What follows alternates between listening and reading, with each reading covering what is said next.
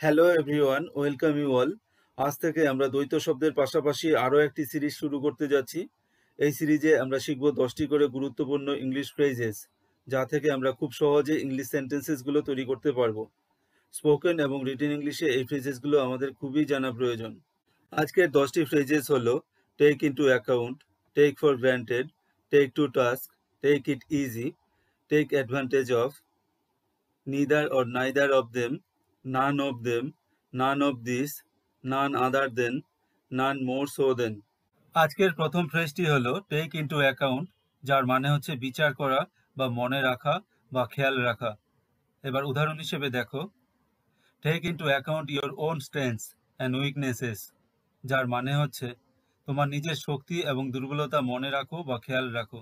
Next সেন্টেন্সটি হলো, there are three factors to take into account: firstly cost, secondly time, and thirdly staff। বিশেষ করে private ম্যানেজমেন্টে এই ধরনের কথাগুলো আসে, যার মানে হচ্ছে তিনটি বিষয় বিবেচনা করতে হবে: প্রথমত খরচ, দ্বিতীয়ত সময় এবং তৃতীয়ত কর্মীদের। He doesn't take into account other charges, যার মানে হচ্ছে সে অন্যান্য চার্জগুলো বিবেচনা করেনি, অর্থাৎ সেগুলো ধরেনি। 2 নম্বরে যে ফ্রেজটি রয়েছে সেটি হচ্ছে টেক ফর গ্র্যান্টেড, যার মানে হচ্ছে কোনো কিছুর মাহাত্ম্য না বোঝা বা কোনো কিছুকে হালকাভাবে নেওয়া। উদাহরণস্বরূপ, you get a lot of benefits from him, don't take his help for granted, যার মানে হচ্ছে তুমি তার কাছ থেকে অনেক সুবিধে পাও, তার সাহায্য হালকাভাবে নিও না। অর্থাৎ প্রয়োজন পড়বে তখনই সাহায্য নাও, তুমি বারবার তার কাছ থেকে সাহায্য নিও না। টেক হচ্ছে একটি ভার্ব। এই ভার্বের 5টি ফর্ম হচ্ছে টেক, টুক, টেকেন, টেকিং, টেক্স। এবার সেন্টেন্সে যখন আমরা পুট করব, তখন আমরা কিন্তু টেন্স অনুসারে এই ভার্বগুলোকে পুট করব। এবার এই সেন্টেন্সটি, I took it for granted when I was a kid, এটি কিন্তু পাস্ট টেন্সে রয়েছে, তাই টুক হয়েছে। এর মানে হচ্ছে আমি যখন ছোট ছিলাম তখন এটাকে হালকাভাবে নিয়েছিলাম। এখানে যখন আমরা সেন্টেন্স গঠন করব, টেক হচ্ছে টেন্স অনুসারে হবে, তারপর থাকবে অবজেক্ট প্রোনাউন বা অবজেক্ট নাউন, এরপর হচ্ছে ফর গ্র্যান্টেড। সেন্টেন্স স্ট্রাকচার এইভাবে হবে। এখানে কিন্তু অবজেক্ট প্রোনাউন রয়েছে ইট, হিজ, এইগুলো। পরের সেন্টেন্সটি হলো, I should never have taken my parents for granted, যার মানে হচ্ছে আমার বাবা মাকে কখনোই হালকাভাবে নেওয়া উচিত হয়নি। তো একটা সময় ছিল আমি বাবা মাকে খুব ব্যবহার করতাম, বাবা মার কাছ থেকে এটা ওটা চাইতাম, কিন্তু তারা যে কষ্ট করে সেই জিনিসগুলো আমার জন্য দিচ্ছে তার মাহাত্ম্যই আমি বুঝতাম না। মোশাররফ করিমের একটি বাংলা নাটক রয়েছে বউয়ের জ্বালা, ওখান থেকে অনুপ্রেরণা নিয়েই এই সেন্টেন্সটি করা হয়েছে। She tax her husband for granted, যার মানে হচ্ছে সে তার স্বামীর মাহাত্ম্য বোঝে না। অর্থাৎ সে সবসময় তার স্বামীকে ব্যবহার করে, স্বামীর কাছে এটা চায় ওটা চায়, কিন্তু তার গুরুত্বই বোঝে না সে কত কষ্ট করে সেগুলো জোগাড় করছে। 3 নম্বরে রয়েছে টেক টু টাস্ক, যার মানে হচ্ছে কারো দোষ বা ব্যর্থতার সমালোচনা করা বা সংশোধন করতে বলা, অর্থাৎ ভুল ত্রুটির সংশোধন করতে বলা বা ভুল ত্রুটি নিয়ে সমালোচনা করা। উদাহরণস্বরূপ, he was taken to task for not reporting the problem earlier, সমস্যাটি আগে না জানানোর জন্য তাকে দোষী করা হয়েছিল, তাকে বলা হয়েছিল এটি তুমি ভুল করেছো, এটি ঠিক করতে হবে। এখানেও কিন্তু টেক হচ্ছে একটি ভার্ব, তাই টেন্স অনুসারে কিন্তু টেক বসবে। এই সেন্টেন্সটি, the teacher took Amit to task for such a bad project, এটি কিন্তু পাস্ট টেন্সে রয়েছে, তাই টুক হয়েছে, যার মানে হচ্ছে শিক্ষক অমিতকে এমন একটি খারাপ প্রজেক্টের জন্য দোষারোপ করেছিলেন। শিক্ষক বলেছিলেন এটা তোমার ভালো হয়নি, এটি ঠিক করতে হবে বা ঠিক করতে হতো।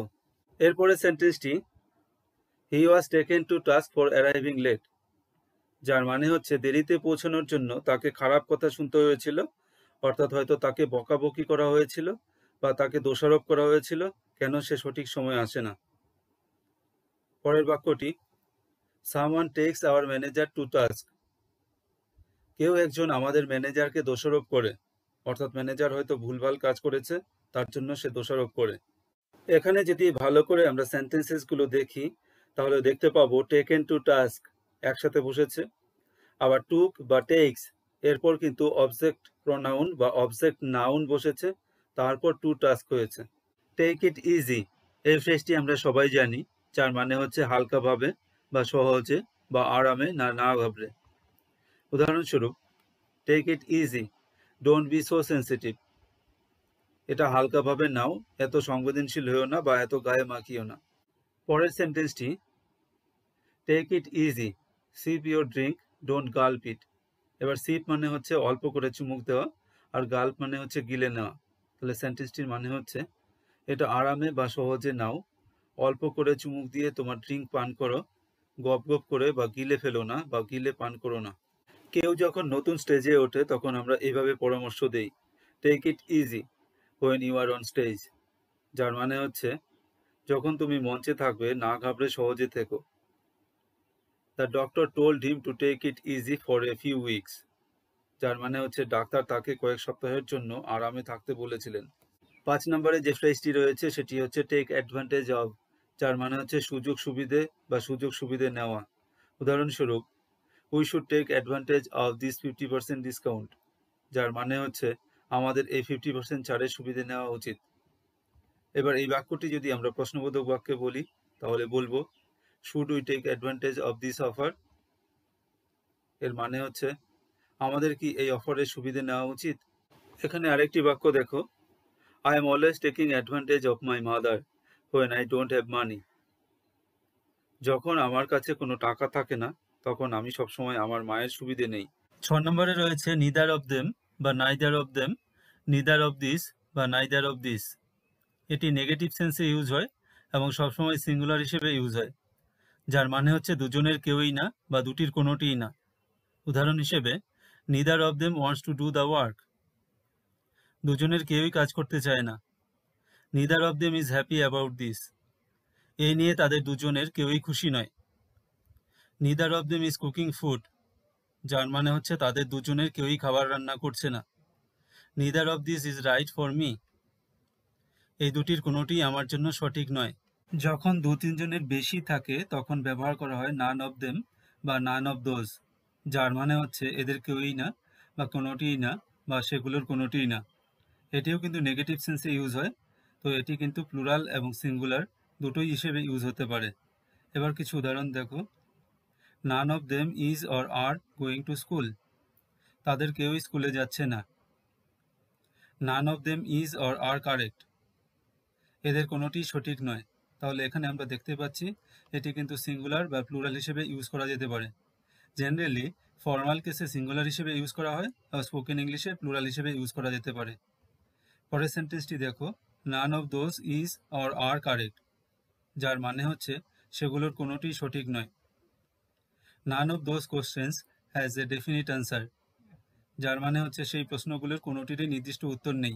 8 নম্বরে রয়েছে নান অফ দিস, এটিও নেগেটিভ সেন্সে ইউজ হয়, এটিও কিন্তু সিঙ্গুলার বা প্লুরাল হিসেবে ইউজ হতে পারে, যার মানে হচ্ছে এদের মধ্যে কোনোটিই না বা এদের কোনোটিই না। উদাহরণস্বরূপ, none of this dresses matches or match, যার মানে হচ্ছে এই পোশাকগুলোর কোনোটিই মেলে না।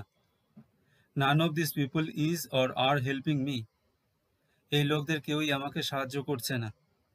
None of the students wear or wears a proper uniform, যার মানে হচ্ছে এই ছাত্রদের কেউই সঠিক ইউনিফর্ম পরে না। I have seen that none of these are true, এখানে কিন্তু এটি প্লুরাল সেন্সে ইউজ হয়েছে, আমি দেখেছি যে এগুলোর কোনোটি সত্যি নয়। তো এখানেও কিন্তু নান অফ দিস সিঙ্গুলার এবং প্লুরাল হিসেবে ইউজ হতে পারে। ফর্মাল কেসে জেনারেলি সিঙ্গুলার ইউজ করা হয় এবং স্পোকেন ইংলিশে প্লুরাল ইউজ করা যেতে পারে। আমরা যখন অনেকজন মিলে আলোচনা করি তখন আমরা এই ফ্রেজটি বেশি ব্যবহার করি, নান আদার দেন, যার মানে হচ্ছে আর কেউ নন, তিনি বা সেই। উদাহরণস্বরূপ, it is none other than the watchman, যার মানে হচ্ছে এটি প্রহরী ছাড়া অন্য কেউ নয়।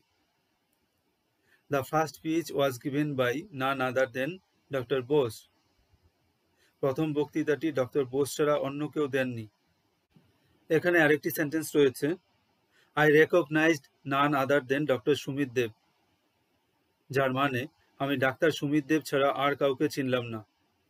সবশেষে অনেকজনের মাঝে যখন একজনকে আমরা খুঁজে বার করি যে খুব ভালো পারফর্ম করেছে বা যে বেশি ভালো বা যে বেশি শক্তিশালী বা যার মতো কেউ ছিল না, তখন আমরা ব্যবহার করব এই ফ্রেজটি, নান মোর সো দেন।